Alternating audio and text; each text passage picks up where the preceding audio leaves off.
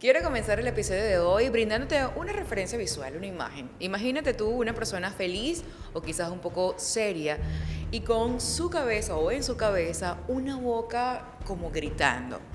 Pues esto es una referencia del tema que vamos a abordar hoy y cómo el suicidio se ha convertido en un grito de auxilio silencioso. Hoy vamos a estar rompiendo los esquemas o los paradigmas o el silencio en sí sobre esta patología mental y vamos a estar descifrando qué hay detrás de él. En este episodio nos acompaña una doctora excepcional que nos va a estar brindando las herramientas, los signos de alarma y qué hacer para poder sobrellevar esta situación que en estadísticas de nuestro país repuntan a la segunda causa de muerte. Incluso nosotros como Falcón estamos siendo el segundo estado con más repuntes de suicidios o casos de suicidio en Venezuela. Así que quédate con nosotros, te doy la bienvenida a Especialmente Podcast, un espacio que ha diseñado Policlínica de Especialidades para brindarte las herramientas y los conocimientos necesarios en torno a la salud. Yo soy Zulio Marjoyer y te doy la bienvenida.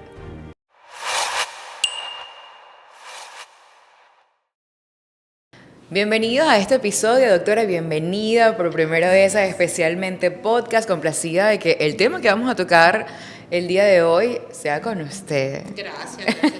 Sabes que siempre para mí es interesante hablar sobre temas de salud mental. Así es. Miren, para quienes no la conozcan, ella es Mariela Torres, psicólogo clínico y, presidenta de la Delegación de Psicólogos del Estado Falcón. Hoy vamos a romper justamente el silencio, así se trata nuestro podcast con un tema, digamos que es profundo, para algunos puede ser bastante oscuro, para otros puede ser una luz dentro de ese camino que transita, porque hoy vamos a estar descifrando lo que hay detrás del suicidio. Y cuando hablo de romper el silencio es justamente porque parece mentira, doctora, y esa es la primera pregunta con la que me encantaría comenzar este episodio, y es que tenemos la idea de que mientras menos se hable de este tema, pues dicen por allí que será mejor, digamos, disminuir el índice de suicidio, no solamente en Falcón, en Venezuela, sino en el mundo. Y lo digo porque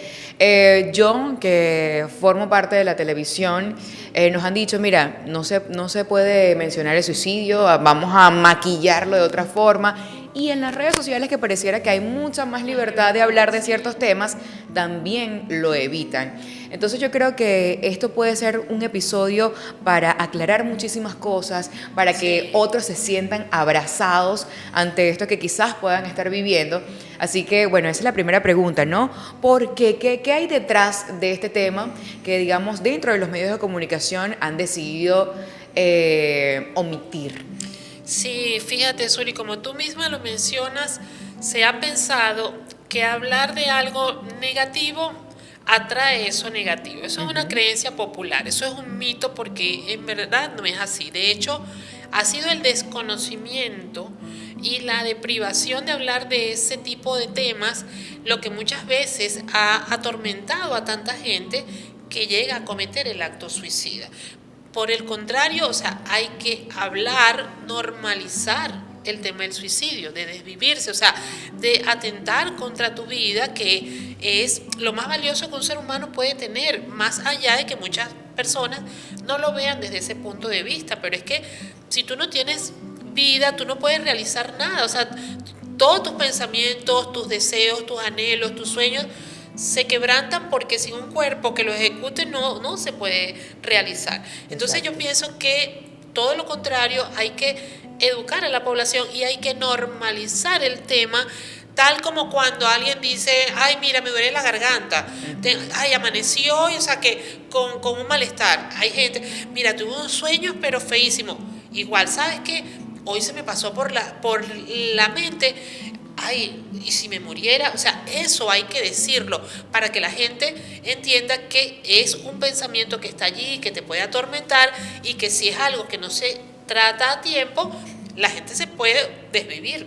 Por eso es tan importante. Y si es cierto eso que tú dices, que en la televisión, no se habla del tema. Televisión, radio, en todos las los redes medios sociales pasa, y te lo comentaba hace rato, que tú buscas en las redes sociales y hay un comentario de alguien, un testimonio de alguien que pasó por ese proceso y luego pudo salir de allí y cada vez que nombra la palabra le colocan, o sea, la silencian porque no, o sea, está prohibido.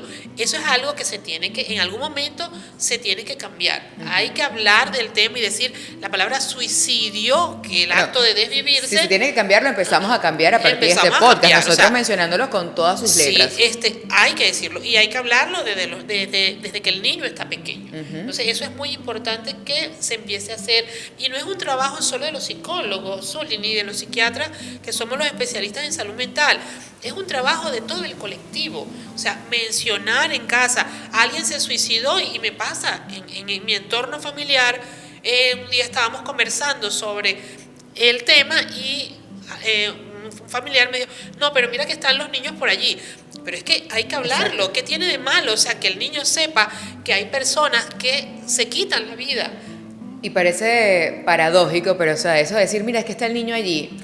Y tú a lo mejor pones una situación familiar y dices, es un niño que a lo mejor en su casa crece con violencia porque ven a sus padres gritándose el uno contra otro, insultándose por cualquier razón.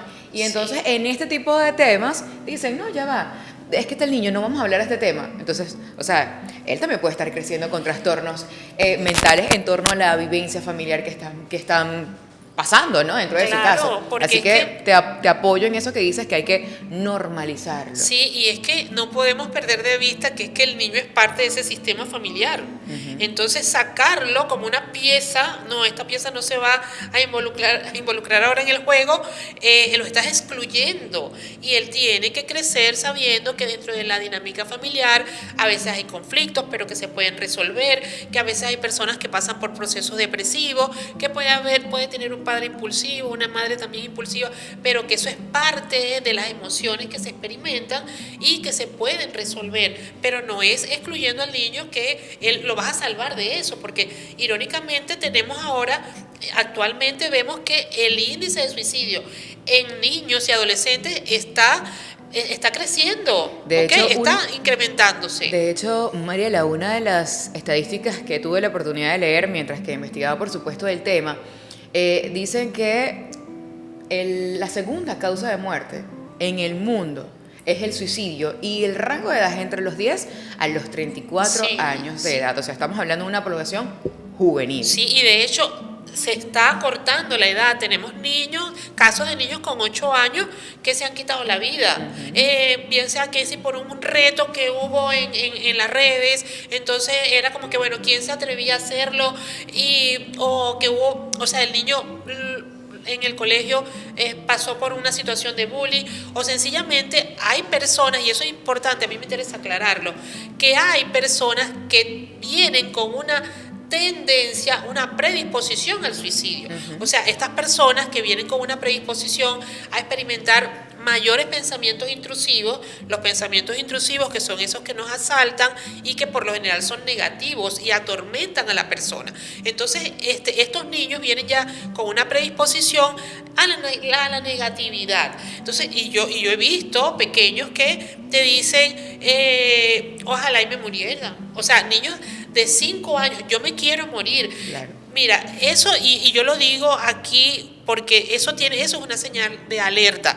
Como me decía en una oportunidad que hablamos sobre depresión con la doctora Maciales, y ella decía, psiquiatra, y ella decía, mira, cuando una persona le dice a usted, me voy a suicidar con un vaso de agua, no lo tome como inofensivo. Exacto. O sea, porque no es el vaso de agua, es que ya tiene la idea allí que se va a suicidar. Entonces, esos son señales de alarma que nosotros tenemos que tener siempre en cuenta. Ahorita le voy a hacer una pregunta al público. Okay. Ustedes pueden responder, por supuesto. Si yo te pregunto, ¿hay alguien dentro de tu entorno, de amistad o de familia, o sea, dentro de tu núcleo, que se haya quitado la vida? ¿Cuál sería tu respuesta? Y lo digo porque parece mentira, pero ya llegando a este punto de las estadísticas, diríamos que al menos uno de tu entorno familiar lo ha hecho. Sí, y lo digo, un conocido, al menos. Y lo digo con toda la propiedad del mundo porque al menos dentro de mi familia, tanto de papá como de mamá, tengo una persona, un tío, que en su momento decidió quitarse la vida. Y que es donde uno dice, Dios mío, ¿por qué? ¿Qué es lo que pasaba dentro de él? Que a lo mejor no pudimos hacer más. Sí. Y entro con esta pregunta y parte de lo que comentabas tú sobre los signos de alarma. ¿Y por qué lo menciono? ¿Cuáles son esos signos realmente que uno puede denotar, ¿ok?, que una persona está pasando por ciertos pensamientos intrusivos o suicidas, y qué puedo hacer yo? ¿Por qué lo digo? Porque en muchas oportunidades vemos quizás que esa figura, ¿ok?, de la persona que tiene este tipo de pensamientos son las personas depresivas, que se las pasan desganadas por la vida. Pero hay otra parte, y es la que más nos sorprende, y lo hemos visto en redes sociales, como por ejemplo la Miss Universe, no recuerdo de qué año exactamente, pero era Miss Estados Unidos, que ganó el Miss Universe y al tiempo se suicidó, y la gente dice, Dios, pero si llegaste a ser y a convertirte en la mujer más bella del mundo, y no era una persona que se veía introvertida o depresiva, y lo hizo. Entonces, realmente, ¿cuáles son esos signos de alarma? ¿Y se ven o a veces puede ser silencioso? Fíjate que es muy importante aclarar esto, porque ciertamente, como tú lo has dicho, se ha pensado, se había asociado que las personas que se suicidaban o que tenían ideas suicidas eran únicamente las personas que pasaban por un trastorno depresivo o un episodio depresivo. Eso es un mito. Puede pasar, por supuesto, porque dentro de esas causas o posibles causas de una persona suicida están los trastornos mentales, y la depresión está dentro de un trastorno mental. Puede ser por un trastorno depresivo, puede ser por un trastorno esquizofrénico, porque la persona, o sea, tiene muchas ideas psicóticas, ideas que me persiguen, me van a hacer daño, entonces yo voy a acabar con esto. Entonces están también las personas con esquizofrenia, las personas con trastorno límite de personalidad, que estas personas, o trastorno borderline como se llamaba anteriormente, son personas que experimentan las emociones de manera muy extrema. Entonces les afecta mucho más un episodio, un duelo, que a todos nos afecta, pero en el caso de las personas con trastorno límite de personalidad, los desborda, los destruye. Estas personas tienen con frecuencia muchas ideas suicidas, pero también están personas con problemas de impulsividad, porque está a veces el acto suicida que es por impulso, está el acto suicida que es por depresión, está el acto suicida que es por situaciones estresoras, un estrés crónico. Estás sin empleo, te diagnosticaron una enfermedad grave a ti o a un familiar, te quitaron la vivienda porque estabas alquilado, o sea, empiezan a confluir una cantidad de factores que la persona en su momento empieza el pensamiento, lo mejor es acabar con esto, y piensa que atentando y acabando con su vida, los problemas se van a desaparecer, cosa que sabemos que no es así, porque por una parte le estás trasladando el problema a otro y el sufrimiento se lo estás trasladando a otro, pero aparte de eso también nada te garantiza a ti que el que tú termines con tu vida, allí terminan sus problemas. Yo le digo a la gente algo, a mis pacientes que me llegan con ideas suicidas, le digo, mira, esto es más filosófico que psicológico.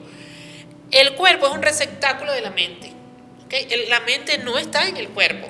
O sea, es un receptáculo, y a través del cuerpo experimentamos nuestras emociones, pensamientos y toda esta cantidad de situaciones. Imagínate tú que te quedes sin cuerpo. ¿Qué podrá pasar con esa mente? Tienes una casa, pasa un huracán, te tumba la casa y tú te quedas en la intemperie. Entonces hay que repensarlo muy bien, porque el problema no termina cuando tú terminas con tu vida, para que la persona como que analice un poco al respecto. Adicionalmente, el dolor y el duelo que vive alguien de un familiar que se le suicida, que va acompañado de una culpa, que puede, o sea, vivir toda su vida con esa culpa, aunque quizás no tuviste nada que ver en eso, pero es eso que tú decías hace rato, o sea, ¿qué fue lo que no vimos? O sea, ¿qué hicimos? ¿En qué fallamos? O sea, ¿por qué no nos dimos cuenta que algo estaba mal? Es que a lo mejor y no estaba nada mal. La situación difícil estaba en la persona que no supo cómo gestionarlo. Entonces, el suicidio, hay múltiples causas, como te digo. En el caso de los niños, puede ser víctima de bullying, ¿okay? Puede pasar que en casa tengas heridas de rechazo o de abandono, porque tengas un padre que te humilla, que te maltrata, que te echan a un lado, y el niño percibe que, o sea, si mi papá y mi mamá no me quieren, no merezco, no soy merecedor de esta vida. Y como decíamos también, el asunto de los juegos, los retos que se dan en las redes, y a mí me interesa esto ampliar un poquito, porque también se ha creado el mito que es que el suicidio se ha incrementado por las redes sociales. Ajá. Y no, o sea, lo que sucede aquí, sí es cierto, tenemos más información de todo tipo en las redes y puede que hay personas que son más vulnerables que por supuesto se dejen afectar mucho más que otras, pero ahí volvemos a caer en el punto. Cuando tienes una predisposición a un pensamiento negativo, un pensamiento catastrófico, todo lo que tú veas, ¿qué es lo que tú vas a buscar en las redes? Cosas que refuercen ese pensamiento. Entonces, estas personas con una mente un poco más débil, si ven situaciones en las redes que te fomentan eso, lo van a asociar como que esta es la salida. Pero no, el problema en sí no son las redes sociales, sigue estando el problema en la persona, ¿ok? Y por supuesto se deja influenciar mucho más, así como hay personas de pensamientos positivos que tú ves que se alimentan y se cultivan de podcast, de material que incrementa su crecimiento. La literatura que leen va en pro de ese pensamiento positivo. Las personas con tendencia a pensamientos catastróficos van a buscar alimentar más ese pensamiento. Exactamente. Mariela, pero ahora si pudieras, digamos, de cierta forma, enumerar, hablamos ahorita mucho de las causas, ¿no? Y del por qué, pero si pudiéramos enumerar cuáles son esos signos de alarma, es decir, ¿qué puedo ver yo en la otra persona para darme cuenta puede estar dentro de esos pensamientos suicidas? Fíjate, mira, muchas veces, Zuli, tienes que estar muy atenta a los cambios de comportamiento repentinos. Puedes ver una persona que suele ser muy extrovertida, muy dinámica en la familia, y de repente empieza a aislarse. Van a salir y dicen, no, yo prefiero quedarme en casa. Puede tornarse a veces irritable, entonces cualquier cosa que le digan lo irrita, o se pone muy susceptible, llora, empieza a tomar en cuenta los comentarios que puedan hacer otras personas, como también puede pasar que a veces son síntomas silenciosos, o sea, la persona no expresa nada, pero y esto va dirigido a esa persona que puede estar experimentando un pensamiento de muerte, porque el tema del suicidio, de la idea suicida, no asalta de un día para otro. Por lo general sucede que te llegan primero ideas de muerte, cosas como la gente dice, ay, quisiera dormirme y no despertar, para terminar con esto, para no pensar en esta situación que me está preocupando, qué bueno sería no tener que pensar en nada, que esto se terminara. Esos son pensamientos de muerte, o sea, llegan así, la persona en ningún momento ha dicho quiero acabar con mi vida. Exacto. Pero empiezan por allí y ya luego estas ideas de muerte se van convirtiendo, se van cambiando a pensamientos suicidas, no actos suicidas, o sea, el pensamiento suicida que quisiera morirme, y si yo hiciera tal cosa para acabar con mi vida, hasta que luego eso se va incrementando. Entonces ya la persona tiene una idea más estructurada y estructura el acto suicida y dice, ¿cómo lo haría? Si yo decido suicidarme, ¿cómo lo haría? ¿Será que me tomo unas pastillas, o será que me lanzo de tal parte, o me cuelgo, o sea, o me corto las venas? O sea, la persona va empezando a maquinar todo eso. Ya luego, cuando se va concretando más ese pensamiento suicida que se va estructurando, ya la persona va definiendo cuándo lo haría, dónde, a qué hora, de qué manera. Y hay personas, porque me lo han comentado pacientes, que han logrado salir porque se lo han comentado a alguien y eso les dio una luz. Me dice, mira, yo ya había elaborado la carta a mis hijos, carta a mis padres pidiendo perdón, o sea, todo ese tipo de cosas, pero señales de alarma, como te digo, o sea, pueden haber cambios bruscos de estado de ánimo. Hay personas que a veces se deprimen y entonces duermen mucho, los ven retraídos, no quieren hablar con nadie. Entonces, ahí la familia tiene que estar muy atenta.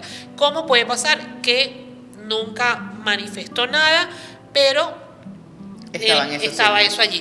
Y las frases son muy importantes. Las frases dicen mucho. Cuando cosas como eso, ay, mira, me provoca matarme, claro, ¿okay? Y a veces pareciese que fuera un juego, pero pareciera no que fuese un juego, pero en ese momento eso es una señal de alarma y usted Ajá, pero ¿cómo así? No, lo dije en juego, pero en juego pudiste decir otra cosa. Si te sientes mal, háblalo, no sientas pena.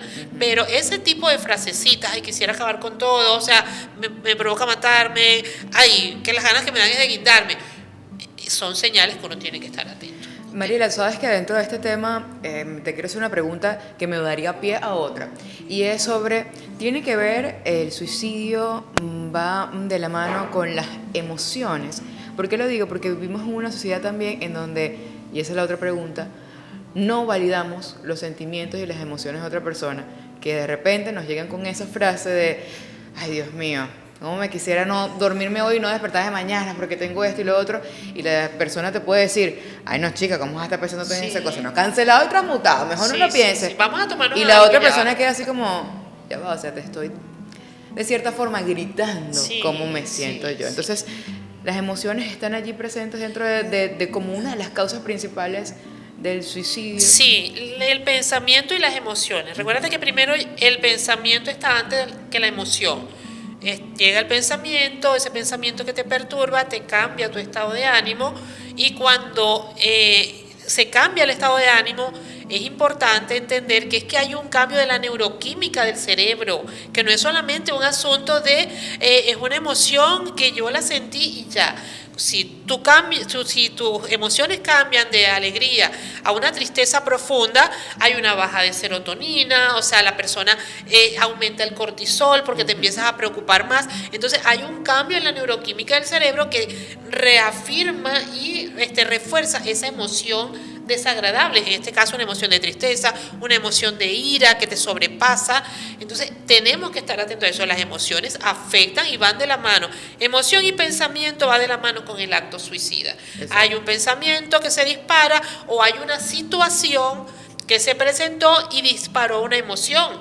Y esa emoción no la supiste trabajar, te sobrepasó, te saturó, generó en ti frustración, decepción, culpa, dolor, y pensaste en el acto suicida, o muchas veces por impulso de una vez lo cometiste. Ahora bien, hablando ya en este punto en donde nos has dejado claro que realmente todos podemos tener pensamientos suicidas, solamente que bueno, dependiendo del quizás la estabilidad, la madurez mental que tú puedas tener, tienes herramientas quizás para sopesar esos pensamientos, a diferencia de otros que bueno, quizás no lo tengan y bueno, van sobrellevando eso hasta que llega un punto y bueno, tienen este tipo de actos. Pero, ¿cómo pudiésemos entonces nosotros contrarrestarlos? ¿Cuáles serían esas herramientas quizás? Porque a lo mejor hay alguien en casa que nos está viendo, nos dice, esto me está pasando, quiero hacerlo consciente ya que lo tengo, ¿cómo puedo mejorarlo?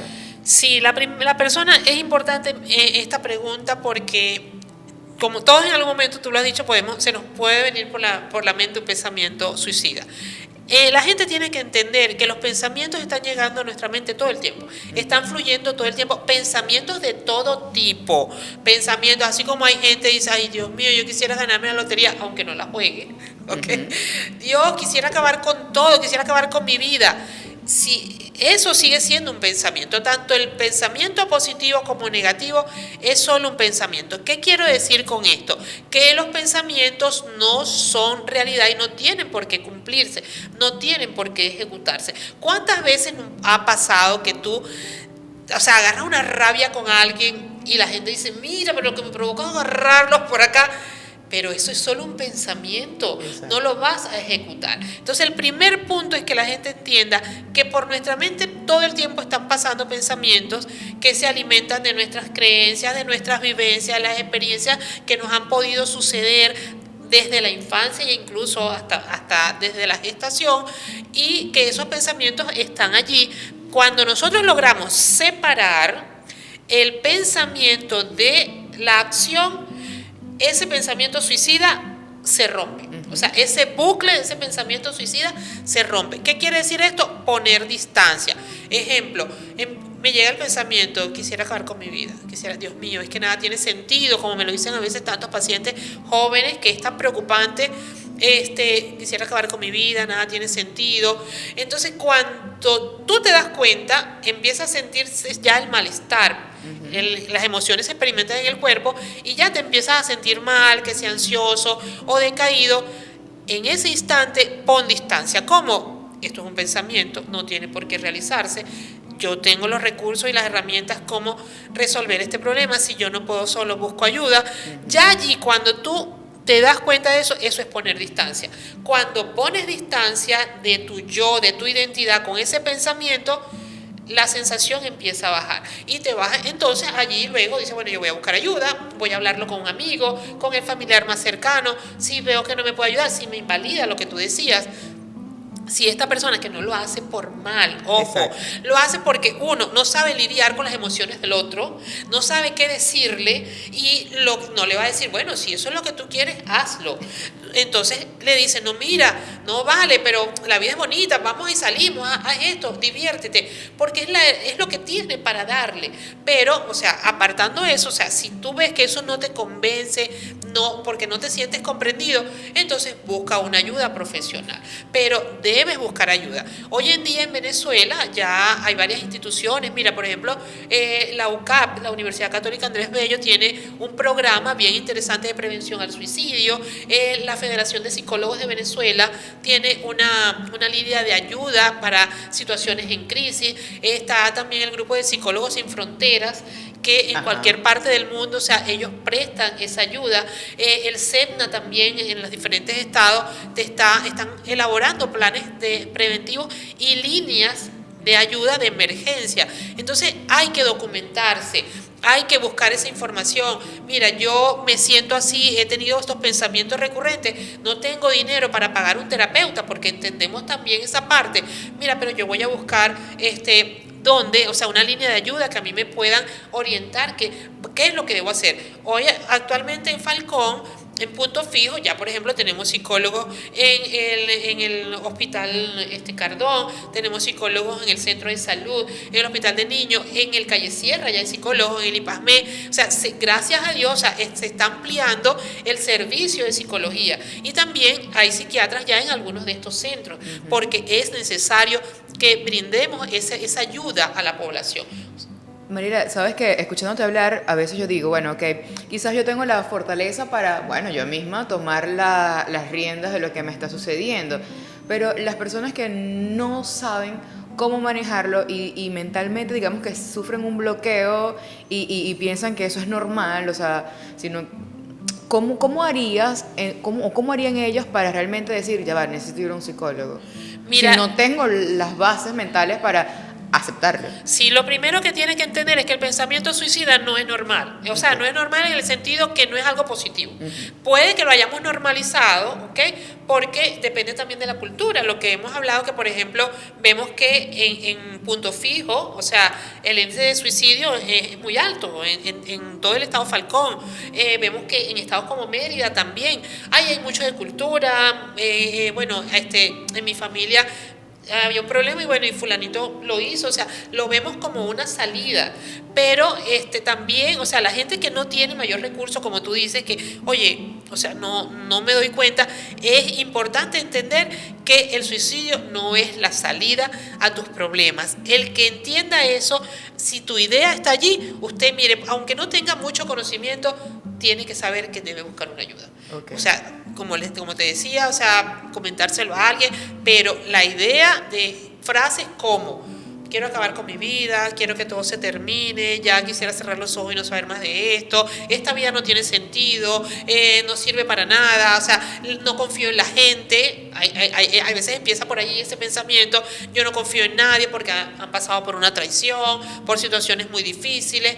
Esos pensamientos no podemos normalizarlos. Allí hay que enseguida abordar, si esto se repite, yo debo buscar ayuda. ¿Existe algo hereditario dentro de este tema, Mariela? O sea, ¿puede existir un gen?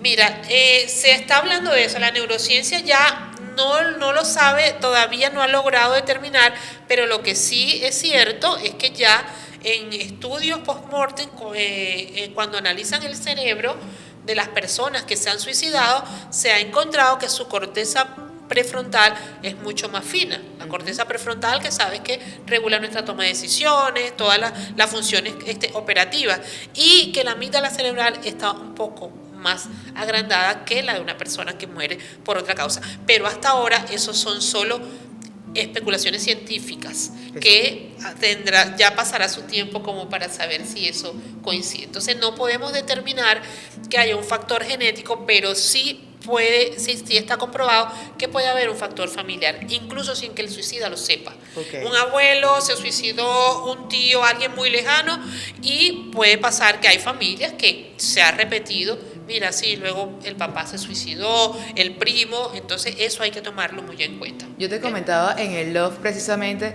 que qué bonito es que, digamos, estas últimas generaciones ha normalizado muchas cosas de la salud mental, y esto ha permitido, y quizás lo verás tú en consulta, que mucha gente le haya perdido el miedo a los psicólogos, porque antes se veían como, y esto con el mismo tema de invalidar los sentimientos y tal, decían que bueno, ir al psicólogo era de locos, un problema de salud mental, y era como retraído incluso hasta en la familia, quien estuviese en psicólogo, ¿no? Ya eso se ha ido, digamos, mitigando, porque vemos la importancia de que realmente alguien nos escucha, porque quizás tú como yo puedes tener las herramientas propias de autoanalizarte y bueno, la situación que te esté pasando, poder sobrellevarlos, pero hay otras personas que no, que juro necesitan como tú de una guía para poder salir de los problemas, y qué bueno que eso se haya normalizado. Entonces me parece justual hablar de este tema para que las personas en casitas no le pierdan el miedo a ir a un psicólogo. Créeme que es hasta lo más sabroso, porque después tú vas entendiendo muchas cosas de lo que te sucede y vas teniendo y adquiriendo las herramientas para luego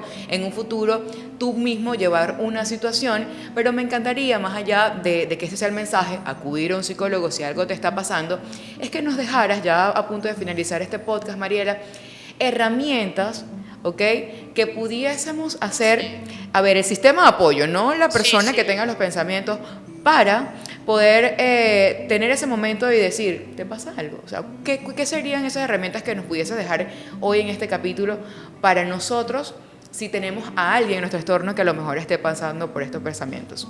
Sí, antes de caer en el grupo, en la red de apoyo, es importante también estas personas ya adultas, incluso desde la adolescencia, que presentan estos pensamientos suicidas, yo les invito que revisen sus propósitos, sus propósitos de vida, porque cuando tú pierdes el propósito, tú no ves futuro, y es lo que sucede con el suicida. El suicida no quiere morir. El suicida quiere terminar con el sufrimiento, y ha asociado que esa es la manera como se libera del sufrimiento. Entonces revisa tus propósitos de vida. ¿Qué me hace despertar todas las mañanas, más allá de que tengo que levantarme para el trabajo, que de esas cosas mecánicas, monótonas? O sea, ¿qué me inspira? ¿Con qué sueño? Porque si no ves propósitos, eso te puede conducir a ideas suicidas. En cuanto al grupo de apoyo, el amigo, la familia, la pareja, tienes a alguien que te manifiesta que se siente mal, ¿qué puedes hacer tú sin ni siquiera ser profesional? Decir, pues háblame, te escucho. Desarrollar escucha activa es muy importante. Desarrollar la comunicación asertiva. Allí, cuando desarrollamos comunicación asertiva, entonces no caemos en descalificar ni invalidar esas emociones o eso que te está expresando esa persona. Entonces, aunque tú no sepas lidiar con esto, escucha a la persona, dile, bueno, vamos a ver de qué manera te podemos ayudar, sabes que cuentas conmigo, quizás yo no tenga las herramientas, pero te puedo escuchar, y sabes que aquí cuentas un hombro si quieres llorar, háblame. El comunicarlo es muy importante. Y luego, bueno, si es en familia, si es un asunto de un caso de depresión, un caso de trastorno límite, un trastorno mental, sabemos que esto no se puede abordar solo como familia. Vamos a buscar la ayuda del psiquiatra, del psicólogo, que nos dé las herramientas para lidiar con esa situación. Si es un caso de impulsividad, igual ayudar a la persona a drenar esas emociones. ¿Qué es lo que te hace sentir mal? Dime si hay algo en lo que yo te pueda ayudar. Esa es la mayor ayuda que tú le puedes prestar como red de apoyo a esa persona que está pasando por una situación y que te expresa en un momento dado, que qué bueno cuando lo expresa, mira, me siento de esta manera. Mariela, ya para finalizar esta pregunta, me parece importante y una quizás signo de alarma que la población suicida sean los jóvenes, y justamente son ellos los que menos herramientas tienen en cuanto a poder mental, ¿no? Y si estamos hablando de un rango entre 10 a 34 años, fijémonos en ese rango de 10, incluso hasta 18, Sí, ¿no? Que sí. eso, pasamos por la etapa de en la escuela, donde podemos sufrir de bullying, etcétera, y quizás los niños no saben cómo decir las cosas a los papás porque piensan que los pueden regañar, Sí. que pueden, no sé, sacarlos del colegio, van a perder sus amigos, porque todo eso entra dentro del mundo pensativo de los niños, ¿no? Sí, sí. ¿Cómo como padres pudiésemos entonces atacar este tipo de situación, ¿ok? Esté pasando o no esté pasando en mi niño, si me lo expresa o no me lo expresa, sobre todo si no lo expresa. O sea, Sí. ¿qué podemos preguntar como padres para entonces nosotros ir viendo cómo pueda estar la salud mental de nuestros chamos? Sí, mira, más que preguntar cosas como has pensado en... No, exacto, claro. Más allá de eso, el padre siempre debe expresarle a su hijo desde muy temprana edad, sabes que cuentas conmigo, que puedes confiar en mí, que lo que tú sientas, lo que tú pienses, me lo puedes decir. Si alguien te molesta en el colegio, si te ha sucedido algo, yo no te voy a criticar, no te voy a cuestionar, puedes contar conmigo. Yo estoy aquí para protegerte y para defenderte, porque ese es uno de los roles de los padres, ¿ok? Esa parte es muy importante, porque eso va desarrollando confianza. Le decía en estos días un niño a su mamá, mamá, tú sabes que tú y yo no tenemos secretos. Qué bonito Qué es lindo. cuando, o sea, ese niño entiende que puede confiar en ese papá, en esa mamá y que no lo va a juzgar. Es ese acto que de expresarle a tu hijo eso continuamente va a abrir el abanico de la comunicación y ese niño tenlo por seguro que todo lo que le suceda él te lo va a comentar. Entonces eso es una forma de ayudar a tu hijo y de prevenir. Y lo otro, por supuesto, como está muy de moda que el niño ya a los 6, 7 años tiene un celular, tú tienes que estar muy pendiente del contenido que él consume, de los grupos. O sea, no es que no, que ya yo tengo 14 años y no tienes que revisar mi celular, no. Yo soy tu papá, soy tu mamá y tengo el derecho de revisar. Es más, tengo un deber para cuidarte. Doctor, había dicho que esta era la última pregunta, pero se me olvidó esta que también es importante y Ok. que hay que decirlo allí. ¿Consideras que ustedes, digamos, como desde el punto de vista de sociedad, o mejor dicho, de delegación, de los psicólogos en Venezuela, deberían tener nuevas herramientas o cambiar un poco los métodos para reducir ese índice de suicidio en nuestro país? Sí, mira, yo pienso que nos tenemos que enfocar más en la campaña preventiva, difusión y en lo que te comentaba, que nosotros como gremios aquí en Falcón estamos trabajando en un programa de prevención dirigido a las escuelas. Eso es un proyecto que tenemos y que esperamos, con el favor de Dios, iniciarlo en enero del próximo año.